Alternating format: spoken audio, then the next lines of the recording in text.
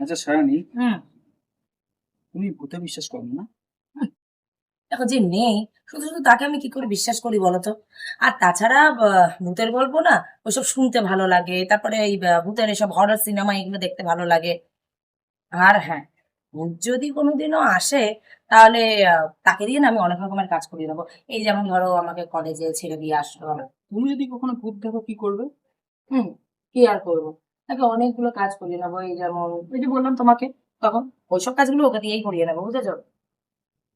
একা একা নাচের করলে ক্লাস কি- আছে না? কি? হ্যাঁ, চলো। 5টা বাজে। ম্যাডাম মারবে আমাকে, চলো।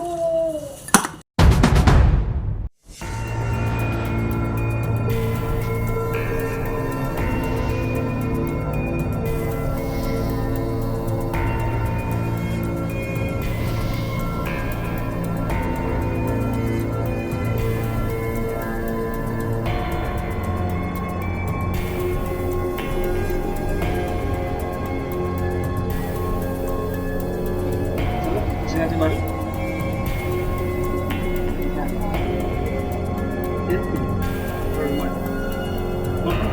আমাকে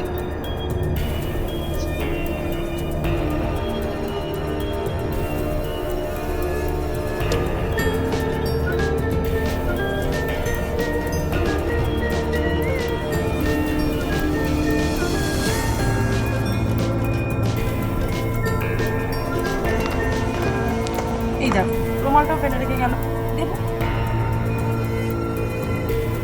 ভাই, চলো। ফোন করি তো এবার ওকে। হ্যালো। না তুমি কখন থেকে তোমার বাড়িতেই বসে আছি, কখন আসবে? মানে তুমি তো সারাটা দিন আজকে আমার সাথেই ছিলে। তুমি আমাকে ডান্স ক্লাসে দিয়ে এলে, ডান্স ক্লাস থেকে তুমি আমাকে নিতে এলে, আর তুমি বলছো যে কোথায় আমি? আর দেখো, তুমি তোমার রুমালটাও ফেলে রেখে গেছো। আর বাইক নিয়ে তুমি এত তাড়াতাড়ি করে চলে গেলে বলো তো? তুমি কি পাগল হয়ে গেছো? কি সব বলছো বলো?